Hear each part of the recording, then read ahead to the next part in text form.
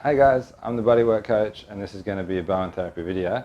In this video what I want to talk about is how to improve the Bowen therapy move by rolling your wrists and relaxing your hands and fingers and just making the move a little bit more smoothly as opposed to flicking with your thumbs. I've been teaching Bowen therapy for a number of years now, and it's the one thing, no matter how good a student is at locations and doing everything else perfectly, most people can relax their wrists more and make the move more rolling with the twisting of the wrists. I might take my beads off because they might be making a bit of a crackling sound when I move my wrists a bit. So there's two things that have happened in my life that have brought me to this point where I'm really, where I can really kind of elaborate on this topic, I feel, and where I can relate it to all the body works that I teach. And the first one was a martial art called the Yang Mian system. There was a part of this training where I learnt this program called Steel Hand, and in this, what you learn how to do is make your hands, basically you're turning your hands and your fingers into a steel bar. In doing so, also, what you learn is how to make it more easy to be powerful. Right? And so what you learn is what's called dead weight or dropping power.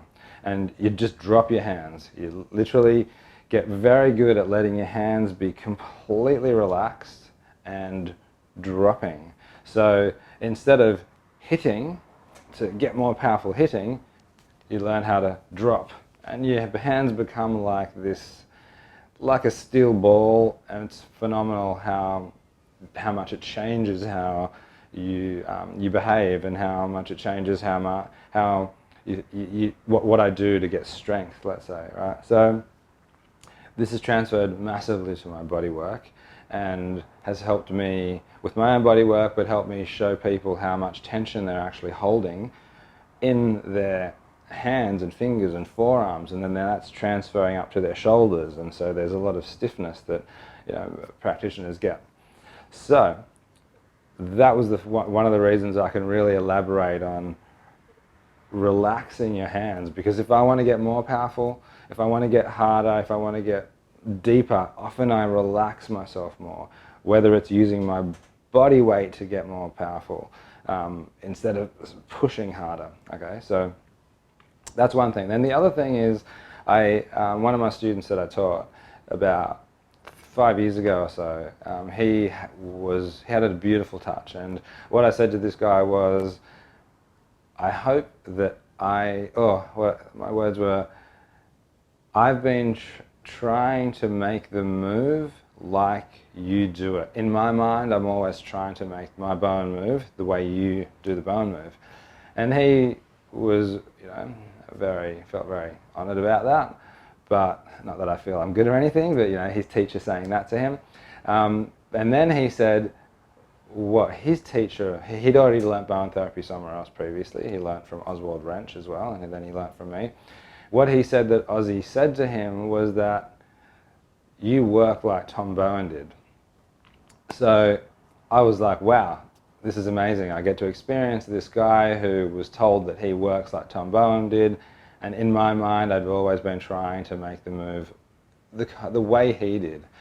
And it really makes a big difference to me how you roll your wrists. I think it really transfers through your treatments, through the treatment as a whole, what the move feels like, as opposed to being flicky. Some people can make the move and try to make the flick happen, where I'm going to try and just talk a little bit here about how to really focus on moving your wrists and maybe moving your body as well. I sometimes exaggerate it to show people that I might not even move my arms and hands. I may move my whole body, and everything's sort of, as you can see, moving, and I might just twist my wrist, but my whole body's moving. Again, that comes from my martial arts. Before my hands move with my martial arts, my core, my dantian, it's called in Chinese medicine, that area moves. So I'll move my hips first and then everything will flow after that. It's almost like a dance, right? So it's the same with Bowen therapy and any of the other practices that I do, whether it's any kind of body work, massage. It's typically my power's coming from down here and the movement's coming from down here. So, yeah, guys, try to avoid the thumb flick. For one of the beauties about Bowen therapy is that if you do it right, you're not going to hurt your thumb. You can do this for your whole life and not hurt your thumb. So, just try to remember to find the point with this Bowen move. Grab the slack, apply that challenge, and then it's a wrist rotation, if you can see that, right? Finding the crest of that muscle, at the center point, grabbing the slack, apply the challenge, and then wrist move. It's easy just to flick your thumb. What happens often though when you're using your thumb, because you can't really flick your thumb without holding a person. So to get stability, you have to kind of hold on a little bit to make your thumb flick. So there's pressure down here. That's fine. However, when you're focusing right on that spot and you want the nervous system and the person's mind to be focused on that one spot, when you roll your wrist, your fingers here are relaxed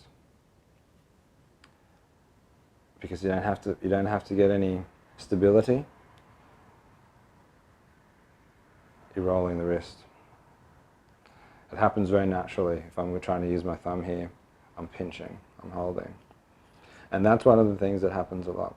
So you're putting unnecessary tension throughout your hands pretty much all day long if you're a busy Bowen practitioner. Whereas I'm trying to make my practice for myself as relaxed as I possibly can the whole day.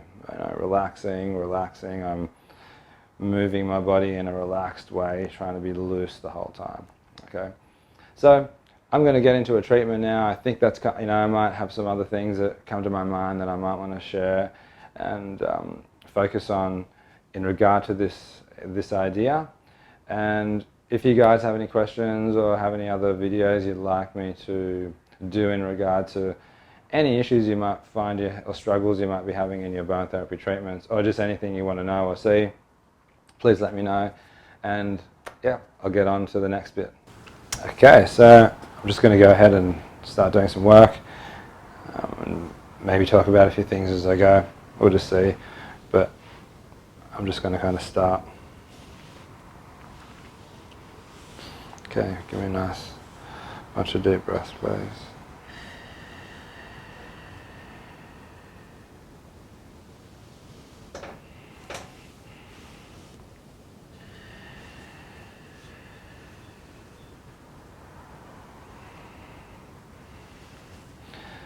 So with your fingers, you're dropping your wrist. When you use your thumbs, you're rolling your wrist or moving forward or moving backwards.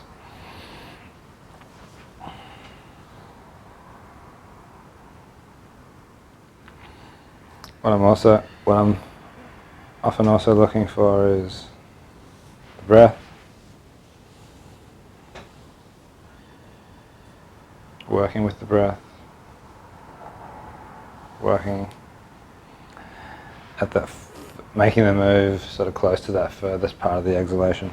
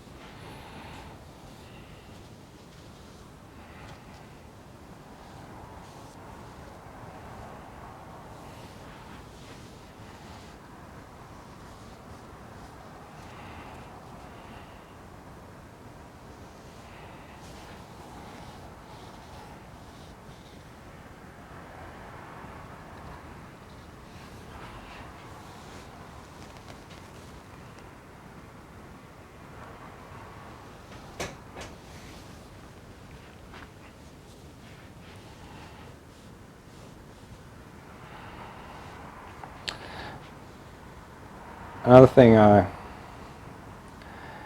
makes a big difference that I want to point out here is that I think what happens is a lot of us try to make sure that we can always feel that Bowen move happening underneath your fingers.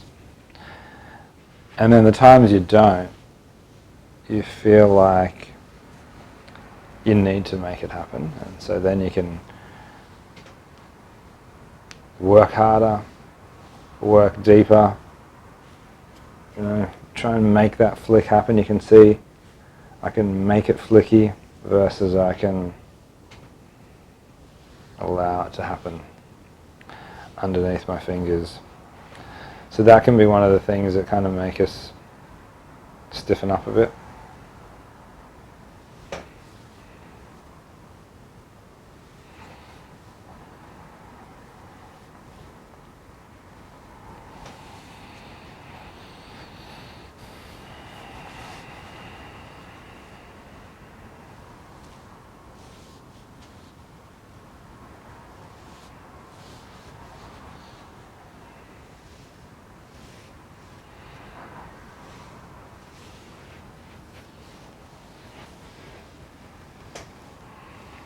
So this is a perfect one where you can see how much I use my body.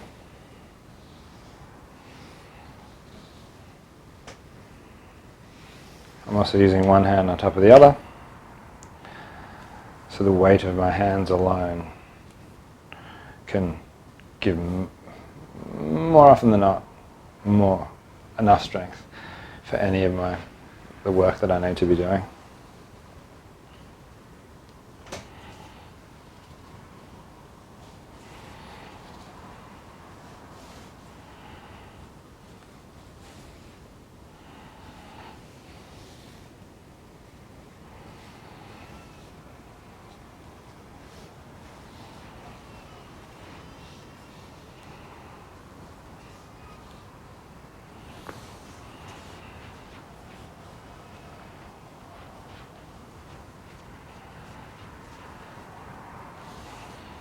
Here I'm just assessing the movement of the scapula.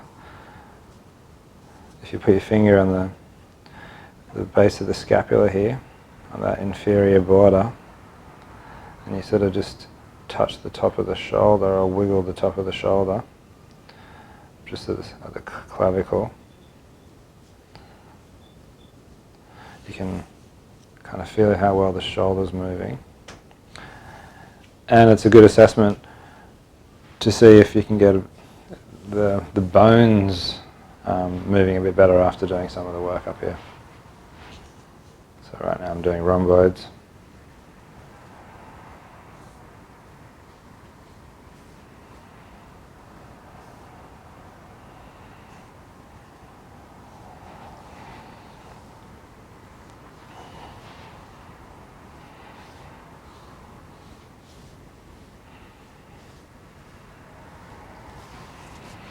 So another thing I can say is try to have your hands as a particular tool. So think of it as, now I'm using this particular tool and it stays this shape.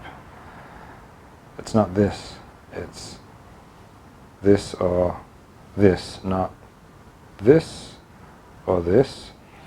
I'm going to use this particular tool now over on the buttocks, and what I'm going to use is that tool, and that tool stays like this.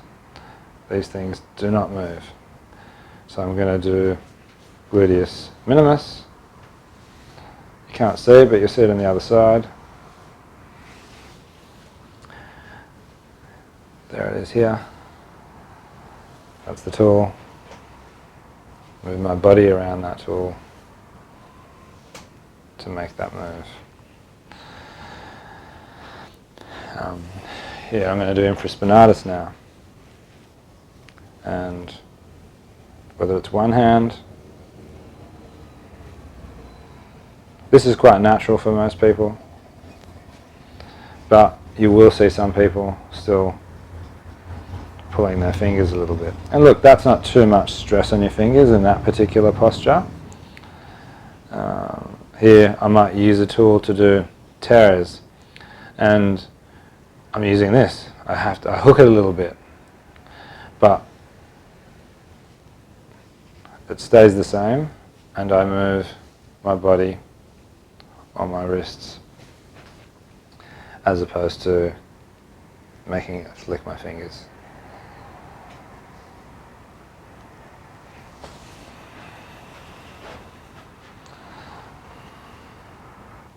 This move I'm about to do now is another good way to show how to avoid using your fingers.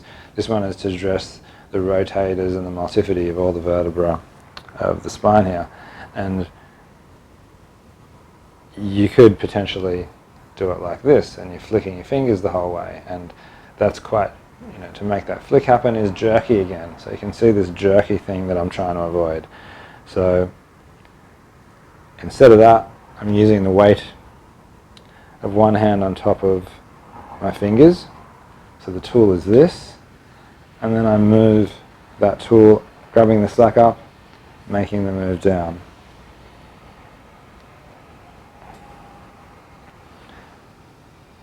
So for me, this whole rhythm and smoothness of the treatment is very important.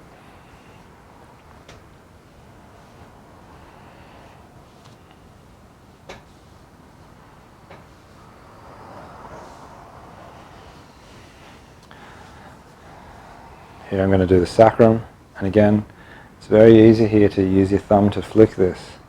I'm going to use this particular tool or posture. I'm at the border of the sacrum here, and I'm moving my whole hand or arms. And here I'm going to use my fingers, one hand on top of the other. I don't have to strain too hard. The focus is kind of like on that middle finger there. So I'll have two fingers. These fingers are quite relaxed.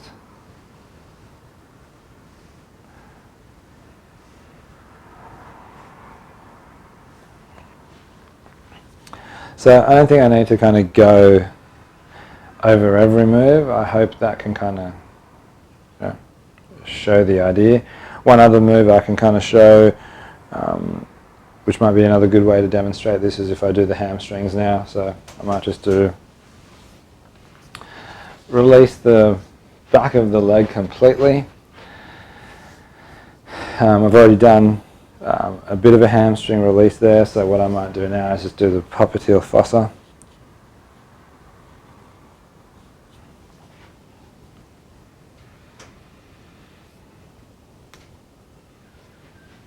I'll do that on both.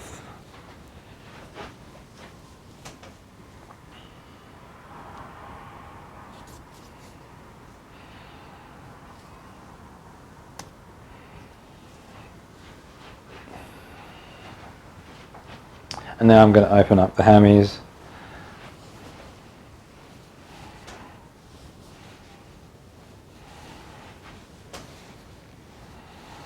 This is a very easy move to use your thumbs on. You can see, you could very easily just go like that, right? So what I often do is exaggerate the move so that I don't do this flicky kind of Bowen therapy move. And you can also take this down the calves.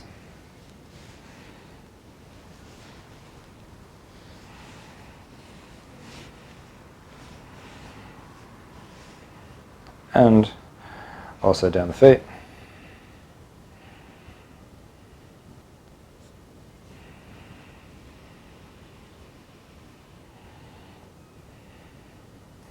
And this is a nice way to release the superficial back line as it goes through the legs.